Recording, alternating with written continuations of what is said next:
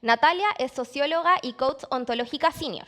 Tiene amplia experiencia en el área de recursos humanos en empresas productivas, de servicios y educación. Actualmente es gerente de desarrollo de capital humano de Corporación Sofofa, institución desde la que impulsa diversas iniciativas como Talento Digital, Relink, Abra Aprendizaje e ICREO Organizaciones. Claudia Ratia es socióloga y consultora senior en desarrollo organizacional y gestión de personas con más de 25 años de experiencia laboral. Se ha desempeñado en consultoría en empresas productivas. Ha trabajado como facilitadora de programas de desarrollo de habilidades directivas y de gestión del cambio en organizaciones públicas y privadas y a la vez ha liderado el área de desarrollo de personas gestionando sistemas de recursos humanos y procesos de transformación organizacional. En el acompañamiento a personas y equipos incorporó su formación como terapeuta psicocorporal, certificada por la Escuela Bioenergética de Chile y la FSBA. Muchísimas gracias, Belén, querida, y muchas gracias a la Red de Recursos Humanos por invitarnos a conversar de un tema que nos apasiona, que tiene que ver con cómo repensamos y reflexionamos sobre los liderazgos que se necesitan para el futuro del trabajo. Suena raro hablar de futuro del trabajo cuando uno está hablando en realidad de lo que se necesita hoy, pero hablamos de futuro del trabajo cuando hablamos de aquellos cambios que hoy se empiezan a presentar en el mundo del trabajo y que se proyectan para el futuro, ¿no? Eso que sabemos que está cambiando y que va a seguir cambiando. Y muchísimas gracias, Claudia Ratia, por acompañarnos en esta reflexión. Compañera de ruta en tratar de entender estos cambios del futuro del trabajo y sobre todo, compañera de ruta en la investigación sobre el trabajo híbrido. Sí. ¿Te parece que partamos con que nos cuentes un poquito de la investigación que nos junta? Sí, muy bien. Partimos el estudio de trabajo híbrido en un trabajo conjunto entre la OTIC Sofofa y el Centro de Ingeniería Organizacional de la Universidad de Chile, donde buscamos ir conociendo cuáles son las mejores prácticas que se empezaron a dar en las empresas, tanto nacionales e internacionales, con el tema del trabajo híbrido. Ahí tuvimos distintas entrevistas, tuvimos focus y participaron alrededor de casi 450 empresas en ese espacio, donde empezamos a mirar qué es lo que había pasado durante el periodo de pandemia o antes de la pandemia y cuáles son en realidad las mejores iniciativas o las mejores prácticas que fueron implementando el proceso del trabajo híbrido y la modalidad híbrida, que es lo que hoy día se está instalando como de mayor manera. Durante el estudio logramos generar un modelo de desarrollo híbrido que tiene 3 etapas y que pudimos empezar a observar cómo las distintas organizaciones se fueron moviendo en estas 3 etapas de desarrollo. La primera de ellas tenía que ver con el tema de establecer las empresas en general, de una manera u otra, bien o mal, y planificado o no planificado, empezaron a generar las bases y los aspectos más higiénicos para poder instalar el tema del trabajo híbrido. Y ahí tenemos temas de aspectos legales, temas de infraestructura, temas algunos de salud, pequeñas cosas que empezaron a instalarse para que el modelo de trabajo híbrido se pudiera generar. Y luego estuvo la etapa que hemos llamado de consolidar, donde en el fondo empezamos a generar algunas prácticas de mejora, especialmente en la coordinación del trabajo, donde los liderazgos fueron desafiados en el fondo a pasar del control a la confianza y empezar a hacer de una manera distinta el proceso del trabajo. Y ya una tercera etapa que hablamos de reimaginar, que en el fondo es cómo algunas empresas empezaron a pensar de manera mucho más sustentable el proceso de trabajo híbrido, cómo empezaron a generar gobernanza, indicadores y cómo empezaron a generar mejora continua en el proceso del trabajo híbrido. Entonces, esas etapas se fueron dando en las organizaciones y lo tenemos como un modelo que hoy día puede ser visto en las organizaciones para poder conocer cómo poder implementar de mejor manera el trabajo híbrido. Parte de lo apasionante de esto es que cuando empezó la pandemia y nos encontramos trabajando desde nuestras casas, tuvimos la primera conversación, ¿no? Un día todos amanecimos encerrados en nuestras casas tratando de trabajar y apareció el término teletrabajo en nuestras conversaciones de todos los días. Y yo recuerdo que esa primera semana, cuando nos comunicamos con ustedes, con el Centro de Ingeniería Organizacional, una de las primeras distinciones interesantes que nos devolvieron fue: no estamos teletrabajando, estamos trabajando de emergencia desde nuestras casas, haciendo lo que podemos. Y lo que aparece en esa reflexión súper interesante es que el teletrabajo y lo que luego hoy entendemos como modelos híbridos de trabajo requiere diseño, ¿no? Y no fue lo que estábamos haciendo en ese momento. Y fue interesante vivir el periodo inicial como de reflexión y observación de lo que estaba ocurriendo y darnos cuenta que no había bibliografía ni modelos que nos acompañen a vivir lo que estaba viviendo. Lo que pasa es que nos estaba pasando en todos los ámbitos de la vida, ¿no? No solo en el teletrabajo. Sí. Pero rápidamente nos dimos cuenta que en este en particular, que nos tenía desafiado al mundo de las organizaciones, no había modelos de trabajo. Y encuentro que de las cosas apasionantes que logramos entonces articular es la idea de empezar a investigar tempranamente y a caracterizar el desafío que estábamos teniendo tempranamente para descubrir entonces lo que había o no había en el mundo acerca del diseño de trabajo híbrido. Y digo en el mundo porque parte del trabajo que hicieron interesante fue revisar experiencias internacionales, ¿no? Ahí fueron las primeras luces de que había. Sí, de hecho, en el estudio pudimos observar que había, al menos en Chile, alrededor de un 15% de empresas que sí tenían trabajo híbrido antes, o que habían tratado de instalar trabajo híbrido antes del tema de la pandemia. Y es súper interesante porque esas empresas lo que planteaban era que había sido una decisión estratégica, es decir, dado los objetivos que la empresa tenía hoy en día, lo que necesitaba para lograrlo era generar una modalidad que fuera mucho más flexible, que permitiera atraer y retener talento. Entonces, ahí lo que se empezó a ver era que era un modelo que era planificado, como tú estás bien diciendo, que de alguna manera se fue instalando, que no fue muy fácil tampoco de instalar y que, claro, que la pandemia les ayudó a hacerlo de más rápida manera, pero ellos ya tenían todo un plan, una metodología, una comunicación, un propósito.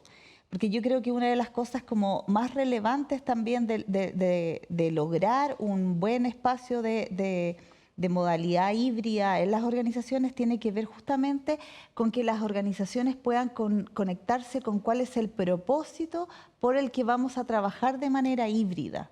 Y eso implica, que también es como de los desafíos para los liderazgos, implica una conversación distinta de los líderes que retomen esta conversación de para qué vamos a estar presencial, para qué vamos a trabajar de manera virtual o desde la casa, cómo lo vamos a hacer, cómo nos vamos a organizar, cómo vamos a seguir teniendo el sentido de pertenencia con la organización, cómo nos vamos a conectar de otra manera. Eso es uno de los grandes desafíos que trae el trabajo híbrido. Y la experiencia de investigar y aprender juntos a esto, entonces estuvo en un inicio bien generosamente iluminada por este grupo de empresas que ya tenían algún desarrollo, que nos pudieron contar de qué se trata esto de diseñar trabajo híbrido y otras conversaciones que tuvimos con otros actores claves que nos permitió entonces ir a contar con la generosidad de 500 empresas más que nos contaran en qué estaban, y ahí aparece este modelo del que dabas cuenta tú, en 3 niveles distintos para entender el trabajo híbrido. Y cuando empezamos a mirar estos hallazgos y empezamos a entender, nosotros buscábamos armar un manual de buenas prácticas para el diseño de trabajo híbrido, ¿no? Y terminamos construyendo un manual que se llama Liderando el Trabajo Híbrido. Y eso tiene que ver con entender el rol central que tienen los líderes en este desafío. ¿Cuál dirías tú, Clau, que son esos desafíos que el liderazgo tiene para implementar trabajo híbrido y por qué nos conectamos con el líder al centro de esto? Y ahí quizás, claro, es trabajo híbrido, pero tú también lo decías al principio, ¿no? Es como el futuro del trabajo. Yo creo que nos pone un desafío que hemos venido también conversando hace varios ya años, pero que el trabajo híbrido lo pone como mucho más en evidencia, que es cómo ponemos en el centro de las organizaciones a las personas. Y esto implica para todos las y los líderes poder conectarse de una manera distinta con cada una de las personas que trabajan, cada uno de los miembros de sus equipos de trabajo.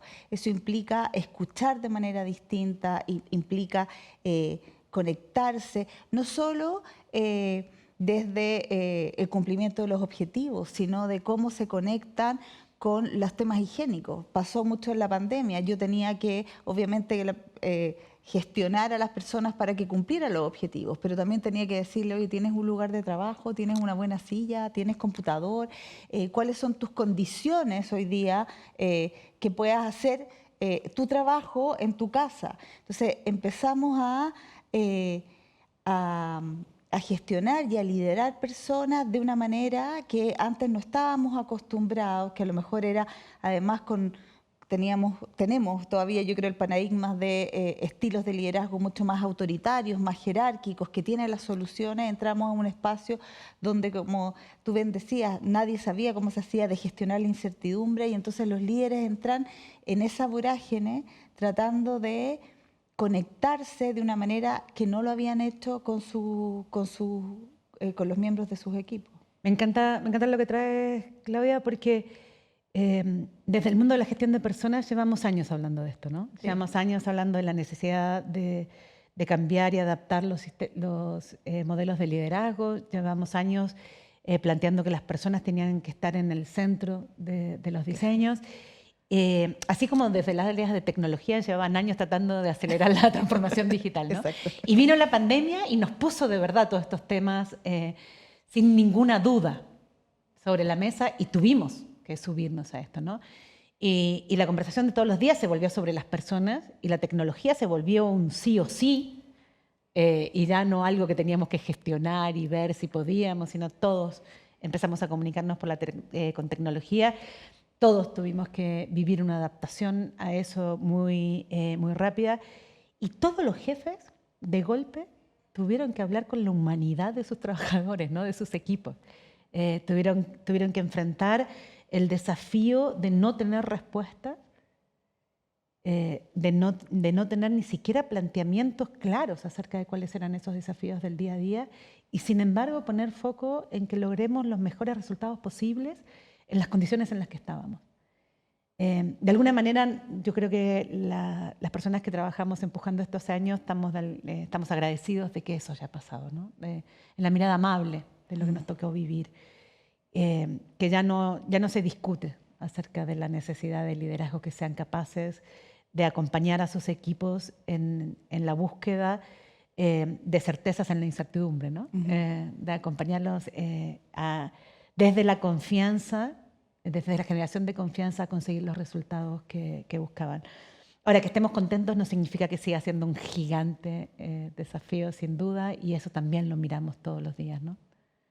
Efectivamente, porque yo creo que, claro, lo podemos ver desde lo bueno, desde como la oportunidad, pero efectivamente yo creo que es un desafío de día a día de los líderes, que yo creo que también tiene que ver con cómo cada uno de los líderes puede autogestionarse, conectarse con sus emociones, modular la vulnerabilidad, es decir, cómo también se conecta con este no saber y hacer mucho más participativo. Las generaciones jóvenes también nos están pidiendo participar en la toma de decisiones o en cómo nos vamos a coordinar, y eso habla también de un liderazgo que es mucho más integrador, mucho más generoso, que sabe escuchar, que no necesariamente tiene todas las respuestas, porque en general somos personas, no siempre tenemos todas las respuestas, y no hemos creído el cuento de que los líderes y las líderes son superwoman o superman y que tienen todas las respuestas.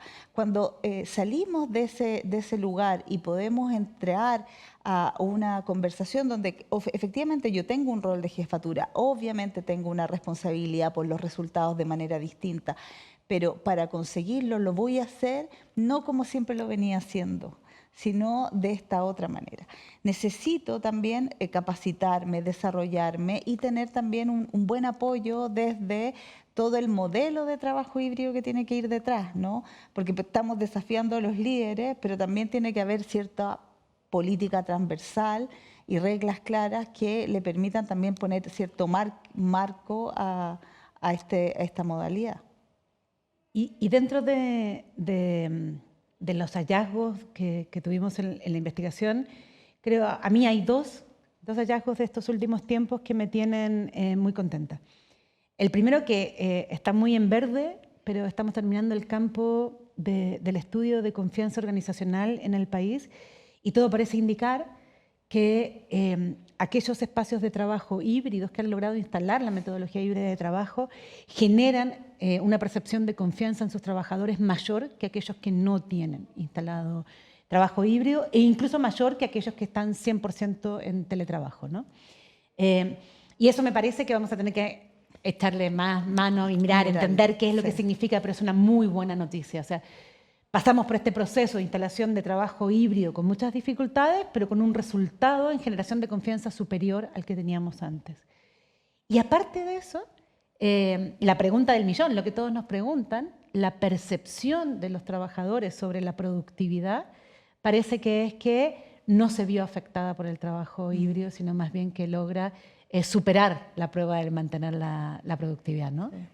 Es súper interesante porque no solo en el estudio nuestro, sino en múltiples estudios que han salido hasta ahora último, hace un par de meses atrás, en todas las encuestas que se preguntan sobre aumento de la productividad, está sobre un 75, 80, 85% la percepción de aumento de la productividad.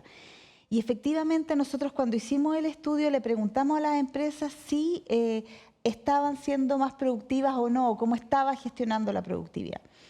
Y en general lo que nos decían eran dos cosas. Uno, bueno, también es claro que el tema de modalidad híbrida es mucho más posible para las áreas de staff y las áreas administrativas. Entonces lo que nos planteaban era, nunca tuvimos indicadores de productividad en las áreas de soporte, porque los indicadores de productividad están justamente o en las ventas o en la producción de lo que hace la empresa, ¿no? Entonces nunca medimos la productividad en estas áreas.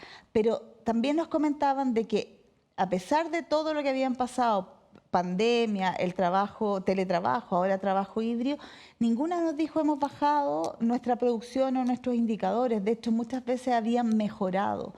Y eso tiene que ver también porque yo creo que lo que nos hizo movernos es también a que cada uno empezó a tomar el rol y la función y el cargo que tenía y ya no estábamos solamente cumpliendo las horas de trabajo, sino que estábamos cumpliendo por objetivos, que es un gran punto en esta gestión de la productividad, que tienen que aprender tanto los líderes como los y las trabajadoras, que es cómo empezamos a organizar nuestro trabajo o cumplir los objetivos que tenemos que hacer, más que solamente estar sentado en el asiento cumpliendo las horas laborales o los horarios laborales que tenemos. Podemos tener mayor flexibilidad laboral y cumplir de mejor manera también los objetivos. Y ahí yo tengo la intuición, y no solo la intuición, sería feo decir que solo lo intuyo, lo revisamos todos los días, ¿no? Pero que hay cosas que son claves.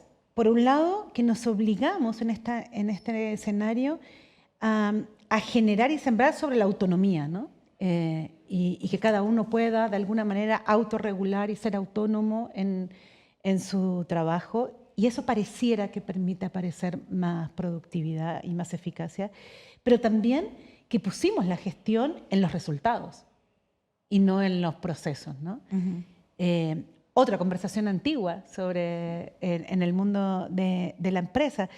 Pero parece que la combinación de un liderazgo que gestiona resultados y que se preocupa de que exista confianza, de generar y permitir que aparezca mayor autonomía, ha permitido repensar algunas cosas y sobre todo que nos permite soñar que hay muchísimo más espacio para desarrollar nuevas cosas en la empresa y reimaginar las formas de hacer empresa con herramientas que no teníamos hace muy poco, pero sobre todo con repermitir que se encuentren las formas de hacer las cosas, incorporando tecnología, pensando en tener talentos a distancia, generando autonomía para los trabajadores y poniendo la conversación y el foco y la energía en los resultados, ¿no? Sí. Y lo que tú traes, Natalia, a mí me hace como conectarme con esto también de generar mayor autonomía, donde cada uno encuentra cuál es su aporte en la organización. Sí, me vincula a esta autonomía donde yo puedo ser responsable de algo, donde yo puedo aportar mi valor, mi trabajo, y donde de alguna manera empiezo a ligar este ser productivo, ese ser autónomo también con bienestar. Entonces, esto de que tú decías de que la confianza ha subido en donde hay trabajo más híbrido, claro, efectivamente yo digo, sí, la gente puede tener mayor espacio de desarrollo, de entregar lo que tiene, su potencial en el fondo, en un espacio como cuidado, donde yo me sienta que estoy produciendo más y también tengo más bienestar. Entonces estamos ligando dos cosas que siempre queríamos ligar, que es como esta sensación de bienestar y de productividad mucho más simple. Y eso implica, tanto para los líderes y los trabajadores y las trabajadoras, esto de cómo yo organizo mi tiempo, cómo planifico mi tiempo, cómo lo hago de mejor manera y cómo también voy potenciándome en mi trabajo, cómo voy yo mismo desarrollando en este tema. Entonces, cambiamos también en ese sentido como un liderazgo mucho más paternal, a donde cada persona es responsable. Ya no son niños los que están trabajando, sino que son personas adultas que están trabajando y entregando lo que mejor pueden en el puesto de trabajo. Y ahora uno escucha lo que estás diciendo y imposible no alegrarse, ¿no? de esa transformación. Sin embargo, también es muy desafiante. Y hay una capa de desafío que todavía no hemos nombrado, que es que si logramos instalar la autonomía en los trabajadores y líderes que piensen en cómo articulan las mejores maneras para llegar a los resultados, hay una tensión en los equipos de trabajo, ¿no? Y hay una necesidad de nuevas formas de coordinación en los equipos de trabajo que permitan que todo esto ocurra, ¿no? Sí. Ahí hay también un tema de cómo se genera confianza dentro de los equipos, porque uno puede desplegar su talento, su trabajo también en un espacio seguro, donde pueda compartir con otros, donde yo también pueda decir, ¿sabes qué? Necesito ayuda o te ofrezco ayuda, donde pueda haber ese espacio. Cuando hablamos sobre todo al principio de la pandemia, de organizar los espacios laborales, organizar los horarios con flexibilidad, cuidando también las diferencias que existen en los equipos. Hay algunos que tienen niños, otras personas de cuidado adulto, otros que tienen, no sé, los perros, los gatos, tienen distintos intereses. Entonces, ponerlos ahí sobre la mesa en un espacio de confianza que permite coordinar acciones pero todos viendo el mismo propósito. Yo creo que también ahí está la mirada del líder de conectarlos con el mismo propósito, conectarlos con el mismo objetivo y reconocer ahí el valor que cada uno entrega, que cada uno es distinto. Generan distintas funciones, tienen distintas funciones, tienen distintas actividades que realizan y cómo también pueden ir haciendo apoyos entre unos y otros. Hablabas hace un rato del cambio en el estilo de liderazgo, ¿no? Y decías que en Chile teníamos instalado un estilo de liderazgo más autoritario antes de la pandemia y que la pandemia seguramente instaló la necesidad de tener estilos de liderazgo distintos. Creo que en lo que acabas de decir se muestra claramente los desafíos que tienen los líderes en este momento. Porque ya tenía complejidad plantear que las personas tenían que ser autónomas y los jefes tenían que destrabar aquellas situaciones que no permitían llegar a los resultados que se deseaban.